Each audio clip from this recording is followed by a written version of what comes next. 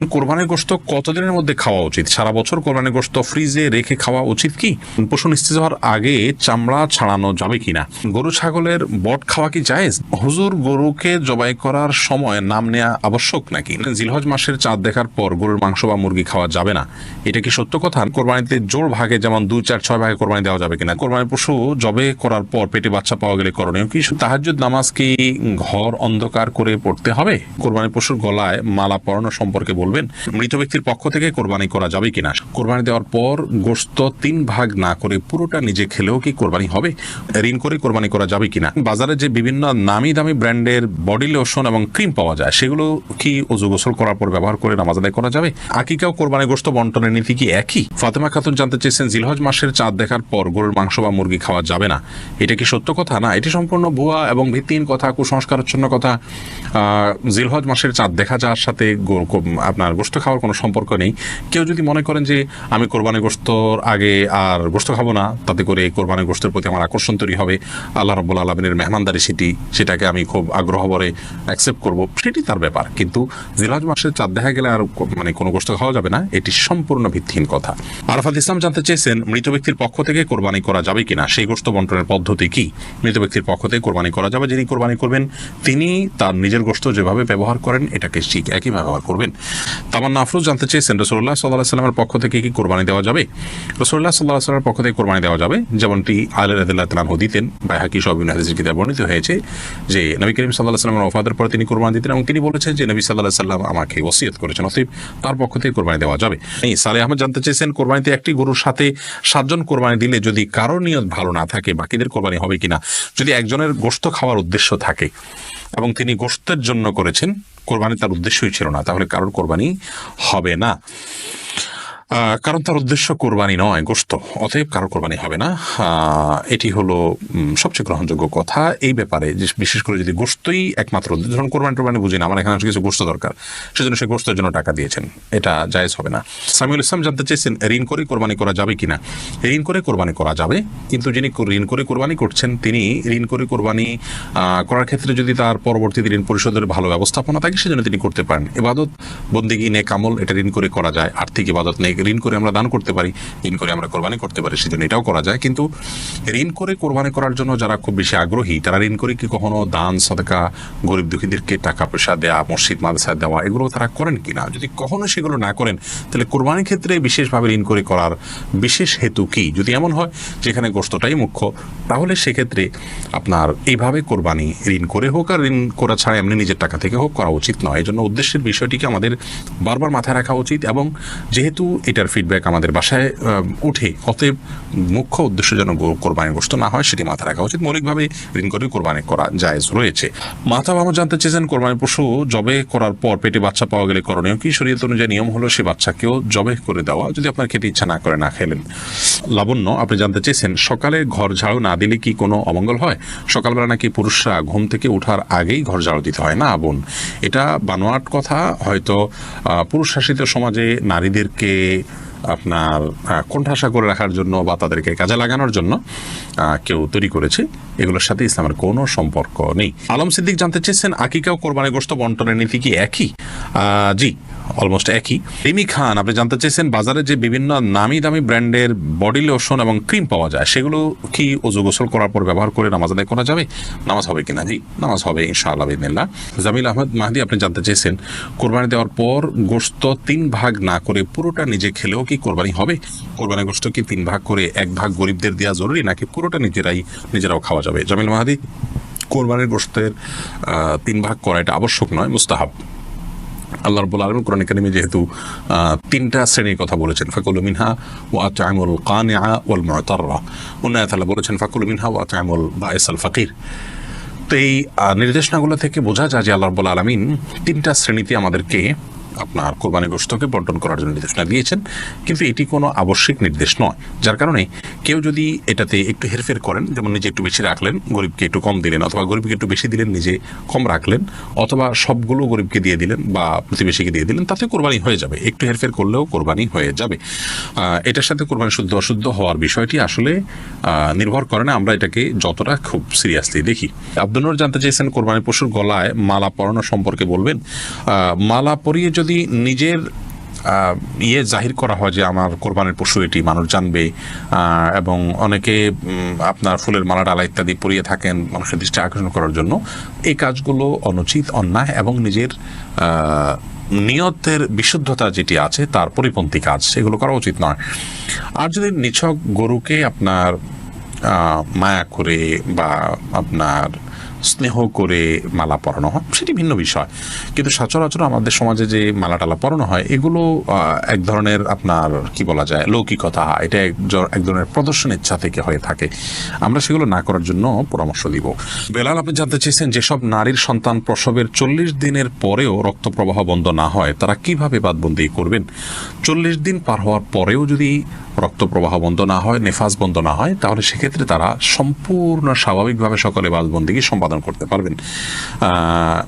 সেখানে কোনো আজকাল তো অনেক কিছু ব্যবস্থা রয়েছে যাতে করে ব্লাড যেখানে সেখানে না পড়ে, সেই ব্যবস্থাপনা গ্রহণ করার পর তিনি এ বাদবন্দি স্বাভাবিক করতে পারবেন। 40 দিনের পরে আর তার ব্লিডিং হলেও তাকে নেফাস সে আক্রান্ত বা আপনার এটাকে আপনার প্রসব পরবর্তী যে ব্লিডিং বলা হয়ে থাকে সেটির মধ্যে গণ্য করা হবে না।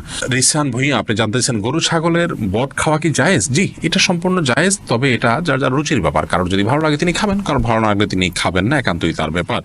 সামিয়া ফেরদৌস জানতে চেয়েছেন তাহাজ্জুদ নামাজ কি ঘর অন্ধকার করে পড়তে হবে, এর কোনো ভিত্তি আছে কি? তাহাজ্জুদের নামাজ এটা আমরা ঘর অন্ধকার করে লাইট বন্ধ করে পড়তে হবে এর কোনো ভিত্তি নেই, বরং সেটা আপনার যেভাবে সেভাবে আদায় করতে পারেন। আপনার মনোযোগের জন্য আপনি যদি আলো আধার করে নিতে পারেন, ডিম আলো করে নিতে চান, তো সেটি করতে পারেন, কোনো অসুবিধা নেই। তবে অন্ধকারেই পড়তে হবে এমন কোনো বাধ্যবাধকতা বা নিয়ম নেই। আব্দুর রহমান জানতে চেয়েছেন পশু নিস্তেজ হওয়ার আগে চামড়া ছাড়ানো যাবে কিনা। পশু নিস্তেজ হওয়ার আগে যদি চামড়া ছাড়ানো হয় তাহলে এই কাজটি অন্যায় এবং অনুচিত কাজ, যেটা অনেক সময় কসাইরা করে থাকেন। একাধিক পশুর কাজ তারা ধরেছেন, সেই জন্য তারা এটি করে থাকেন। আগে থেকে কসাইদের সাথে এই বিষয়গুলো নিয়ে বোঝাপড়া করে নেওয়া উচিত এবং কোনো অবস্থাতেই আপনার পশুকে এভাবে কষ্ট দেওয়া উচিত না। অকারণে পশুর প্রতি অমানবিক আচরণ করা ইসলামের দৃষ্টিকোণ থেকে গুনাহের কথা। আল্লাহ রাব্বুল আলামিন প্রত্যেক পশুর প্রতি সবকিছুর প্রতি আমাদেরকে ইহসান করার নির্দেশ করেছেন। এমনকি যখন জবাই করব তিনি বলেছেন ওয়াইদা যাবাহতুম ফাহসিনুয যিবহাতা, জবাই করলে জবাইকৃত পশুর প্রতিও তোমরা ইহসান করবে এবং ছুরিকে ভালো করে ধার দিয়ে নেবে যাতে করে অহেতুক তাকে বেশি সময় ধরে পৌঁছাতে না হয়। সেখানে পশুর প্রাণ বাহির আগে থেকে চামড়া ছেলা শুরু করা, রোগ কাটা, এগুলো অত্যন্ত গর্হিত কাজ, এটা অনেকেই করে থাকেন। আমরা যথাসম্ভব নিজের জায়গা থেকে সাবধান থাকবো ইনশাআল্লাহ বিদিনিল্লাহ। মোহাম্মদ তামিম জানতে চেয়েছেন কোরবানিতে জোড় ভাগে যেমন 2, 4, 6 ভাগে কোরবানি দেওয়া যাবে কিনা। যাবে। অনেকে মনে করে কোরবানি বেজোড় হতে হবে এমন কোনো বাধ্যবাধকতা নেই। 1, 3, 5 যেরকম দেওয়া যাবে 2, 4, 6 ভাগেও কোরবানি দেওয়া যাবে। এরপরে সাদিয়া আক্তার প্রিয়া জানতে চেয়েছেন কোরবানির গোশত কতদিনের মধ্যে খাওয়া উচিত। সারা বছর কোরবানির গোশত ফ্রিজে রেখে খাওয়া উচিত কি? বল সাদিয়া, কোরবানির গোশত ফ্রিজে রেখে আপনার খেতে হবে এমন কোনো বাধ্যবাধকতা নেই। আমরা এটা কিছুদিন খেলাম, এটা দিয়ে আমাদের 6 মাসের গোশত কেনার কাজ সারলাম, এমনটি করাটা জাস্ট মানে কোরবানির সাথে যায় না, অনুচিত এটুকু বলতে পারি। কিন্তু এরকম কোনো সীমানা বলে দেয়নি শরীয়ত যে এর বেশি রাখা যাবে না। কেউ যদি 6 মাস 8 মাস রেখেও খায় আর কোরবানি হয়ে যাবে ইনশাআল্লাহ বিদিনিল্লাহ। কিন্তু এটাকে দিয়ে আমার পরবর্তীতে গোশত কেনা থেকে আমি বেঁচে গেলাম, এটা দিয়ে সারলাম, এই মানসিকতা রেখে অনেকে কোরবানি দেন, সেটা উচিত না। বাট আপনি চাইলে যে কোনো সময় পর্যন্ত রেখে এটি খেতে পারেন। আপনি মোবারক জানতেছেন হুজুর গরুকে জবাই করার সময় নাম নেওয়া আবশ্যক নাকি? না, গরু জবাই করার সময় নাম নিতে হবে এরকম কোনো বাধ্যবাধকতা নেই। আমরা অনেকে মনে করি যে গরু জবাই করার সময় নামের তালিকা ধরে পাঠ করতে হয়, এটা কোনো আবশ্যক কিছু না। বিধায় এটাকে আমরা আবশ্যক মনে করব না। এটাকে আবশ্যক মনে করলে বরং সেটি সমস্যা হবে। তবে হ্যাঁ, জবাই করার আগে আমরা যাদের পক্ষ থেকে কোরবানি করছি তাদের কথা উল্লেখ করে যদি বলি আল্লাহ এটা অমুক অমুক অমুক অমুক তাদের তরফ থেকে কবুল করুন, তাদের বাবার নাম উল্লেখ করতে পারেন, অমুকের ছেলে অমুক, অমুকের ছেলে অমুক, অমুকের মেয়ে অমুক, এভাবে বলতে পারেন। আর না হলে শুধু নাম বললে হবে যে অমুক অমুকের তরফ থেকে আল্লাহ তাআলা এই পশু আপনি কোরবানি হিসাবে কবুল করে নিন। এরপরে বিসমিল্লাহি আল্লাহু আকবার আল্লাহুম্মা মিনকা ওয়া লাক বলে আপনি জবাই করবেন। এটি করাটা মুস্তাহাব, নাম উল্লেখ করাটা, কিন্তু করতে হবে এমন কোনো বাধ্যবাধকতা নেই। না করলেও কোরবানি হয়ে যাবে। আল্লাহ তাআলা ভালো জানেন আপনাদের অন্তরে কি আছে, কারা কারা নিয়ত করেছেন, অতএব সেটি অসুবিধা হবে না। শ্রোতা ভাই বোন, আজ আমরা আলোচনা করব কোরবানির পশুর গোশত কিভাবে বন্টন করতে হবে, কয় ভাগে ভাগ করতে হবে সে বিষয়ে। সূরাতুল হজে আল্লাহ সুবহানাহু ওয়া তাআলা ইরশাদ করেছেন ফাকুলু মিনহা ওয়া আত'আমুল বাঈসাল ফাকির। অন্য আয়াতে তিনি ইরশাদ করেছেন ফাকুলু মিনহা ওয়া আত'আমুল কানিআ ওয়াল মু'তার। যার অর্থ হলো তোমরা কোরবানির পশুর গোশত থেকে নিজেরা খাও এবং তোমাদের প্রতিবেশী, আত্মীয় স্বজন বা যারা দুস্থ নন এ ধরনের মানুষদেরকে খাওয়াও, হাদিয়া দাও, এবং যারা দুস্থ, অসহায়, গরিব মানুষ তাদেরকে দান করো। এই আয়াত থেকে তিনটি ভাগ করার ব্যাপারে একটি নির্দেশনা পাওয়া যায়, ইঙ্গিত পাওয়া যায়। সেজন্য বেশিরভাগ উলামায়ে কেরাম বলেছেন কোরবানির পশুর গোশতকে 3 ভাগে ভাগ করা মুস্তাহাব এবং উত্তম। যারা এক ভাগ নিজের জন্য রাখবেন, আরেক ভাগ প্রতিবেশী, বন্ধুবান্ধব, আত্মীয় স্বজন তাদেরকে খাওয়াবেন, আরেক ভাগ গরিব এবং অভাবী মানুষদেরকে দিবেন। কেউ যদি 3 ভাগ পুঙ্খানুপুঙ্খরূপে না করতে পারেন, নিজের ভাগে একটু বেশি রয়ে গেল, দানটা একটু কম করলেন, তাহলে সেক্ষেত্রে কোনো প্রকার সমস্যা নেই, এর জন্য চিন্তিত হওয়ার কোনো কারণ নেই।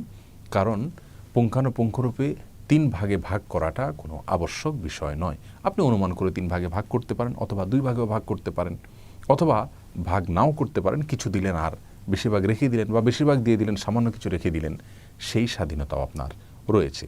যার কারণে কয় ভাগে ভাগ করব সেটা পুঙ্খানুপুঙ্খরূপে হলো কি না সে বিষয়গুলো নিয়ে আমাদের দুশ্চিন্তা করবার কোনো কারণ নেই। এ প্রসঙ্গে আরেকটি মাসআলা আমাদের জানা দরকার, তা হলো আমরা যারা কোরবানির গোশত রেখে দিব বা নিজেরা খাওয়ার জন্য রাখব, সেই কোরবানির গোশতগুলোকে 3 দিনের বেশি রাখা জায়েজ আছে কিনা এ নিয়ে একটি ধোঁয়াশা আমাদের সমাজে আছে। মূলত সহিহ বুখারীর একটি হাদিস থেকে এরকম একটা নির্দেশনা পাওয়া যায় যেখানে নবী আলাইহিস সালাম 3 দিনের বেশি রেখে কোরবানির পশুর গোশত খেতে নিষেধ করেছেন। কিন্তু সেই নিষেধাজ্ঞাটি পরবর্তীতে তিরমিজি এবং আর অন্যান্য হাদিসের কিতাবে বর্ণিত বিশুদ্ধ একটি হাদিস দ্বারা রহিত হয়েছে। নবী আলাইহিস সালাম পরিষ্কারভাবে আগের সে বিধানের রহিত হওয়ার বিষয়টি জানিয়েছেন। যার কারণে 3 দিনের বেশি যদি কেউ রেখে খেতে চান কোরবানির গোশত, তাহলে সেটি সম্পূর্ণরূপে এখন জায়েজ রয়েছে এবং এটা নিয়েও কোনো প্রকার বিভ্রান্তিতে থাকার কোনো কারণ নেই। অতএব কোরবানির পশুর গোশত আমরা 3 ভাগে ভাগ করার চেষ্টা করব, অনুমান করে করলেই ইনশাআল্লাহ বিদিনিল্লাহ মুস্তাহাবের উপর আমল হয়ে যাবে। আর আমাদের দেশে অনেক সমাজের একটা ভাগ নামে ভাগ তোলা হয়। যেমন কেউ কোরবানির পশু জবাই করেছেন, তার পশু থেকে 3 ভাগের 1 ভাগ তারা তুলে নিয়ে যান এবং তারা পরবর্তীতে গরিব দুঃখীদের মাঝে বন্টন করে দেন। সন্দেহাতীতভাবে এটি একদিক থেকে ভালো যে সামাজিকভাবে গরিব এবং অভাবী মানুষের কাছে গোশত পৌঁছে দেওয়া হয়, কিন্তু এর আরেকটা খারাপ দিক হলো যিনি কোরবানি করেছেন তিনি হয়তো তার পরিচিত কোনো গরিবকে দিবেন, অথবা তিনি হয়তো গরিবকে এখন দিবেন না, ফ্রিজে রেখে পরবর্তীতে দিবেন, খাওয়াবেন, অথবা গরিবকে 3 ভাগের 1 ভাগ পুরোপুরি দিবেন না, যেহেতু ইসলাম তাকে স্বাধীনতা দিয়েছে। কিন্তু সমাজ যখন তার কাছ থেকে ওইটা নিয়ে যায় এবং এক প্রকার লজ্জায় পড়ে হলেও তাকে দিয়ে দিতে হয় বা সিস্টেমের মধ্যে পড়ে হলেও তাকে দিয়ে দিতে হয়, তখন কিন্তু বিষয়টি কোনো কোনো ক্ষেত্রে হারামের পর্যায়ে বা নাজায়েজের পর্যায়ে, গুনাহের পর্যায়ে চলে যায়। তার কারণ হলো ওই ব্যক্তির যদি মনে সন্তুষ্টি না থাকে কিন্তু সমাজের চাপের কারণে দিয়ে দিতে হয়, তাহলে কিন্তু সেটি কোনো অবস্থাতেই জায়েজ হবে না। বিধায় এ ধরনের সমাজের ভাগ তোলার ব্যাপারটি আমি বলবো ভালো, কিন্তু স্বাধীনতা দেওয়া উচিত, যে যতটুকু সেখানে দেয় পরবর্তীতে সামাজিকভাবে সেটাকে বন্টন করা হবে। বাধ্য কোনো অবস্থাতেই করা উচিত না বা সিস্টেম বানিয়ে নেওয়া উচিত নয়, যার ফলে মানুষ একরকম অঘোষিতভাবে বাধ্য হয়ে যায়। তাহলে কোরবানির পশুর গোশতকে আমরা 3 ভাগে ভাগ করার চেষ্টা করব, যদি করতে পারি ভালো, আর যদি পুঙ্খানুপুঙ্খরূপে নাও করতে পারি এর জন্য চিন্তিত হওয়ার কোনো কারণ নাই। নিজেরা খাবো, গরিব দুঃখী অভাবী মানুষের মধ্যে বিলাবো এবং আত্মীয় স্বজন সহ অন্যান্য যে মানুষগুলো আছে তাদেরকেও দান করব। আল্লাহ তাআলা আমাদের সকলকে সুন্নাহসম্মত উপায়ে রাসূল করিম সাল্লাল্লাহু আলাইহি ওয়াসাল্লামের পদ্ধতি অনুযায়ী প্রত্যেকটি আমলকে সম্পাদন করার তৌফিক দান করুন। আসসালামু আলাইকুম ওয়া রাহমাতুল্লাহি ওয়া বারাকাতুহু।